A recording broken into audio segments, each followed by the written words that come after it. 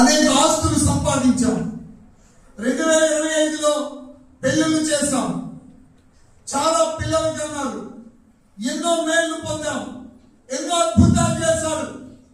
ఈ సంవత్సరం నా వాగ్దానం తెలుసా, నా కృప నీకు చాలా అన్నాడు ప్రభు. కృప చేసింది. జరిగిపోతున్నాయి. ఇదేమన్నా కొత్తగా? మా తాత ఇలాంటివి ఎన్నో అనుభవించాడు. మా ముత్తాత అనుభవించాడు.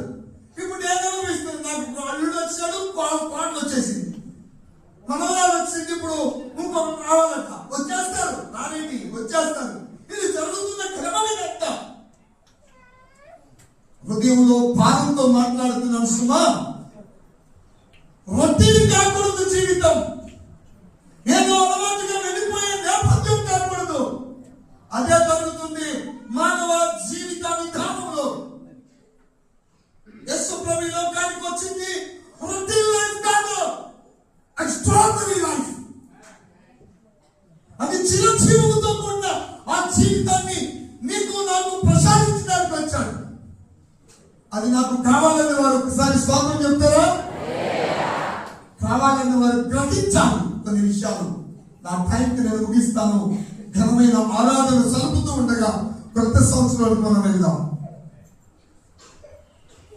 ప్రసంగి గ్రంథకర్త ఈ మాట చెప్పాడు. చదవండి, 1వ అధ్యాయం 9వ వచనం చదవండి. ఏమండి? మునుపు ఉండినదే ఇక ఉండబోన్నది, మునుపు జరిగినదే ఇక జరగబోయేది. సూర్యుని కింద నూతనమైనది ఏది లేదు. ఇప్పుడు చెప్పండి మాట్లాడి దేవునికి.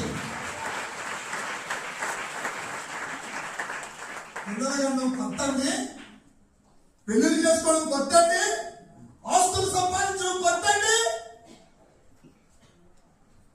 BMW సంపాదించడం కొత్తండి. కొత్త కానీ సూర్యుని కింద ఆ వచనం మీరు చదివారు అందరూ? బైబిల్ చదవగలిగిన వారు నేను చెప్పేది ప్రతి వచనం చూసి చదివితే అది మీ గుండెలకు వర్ధ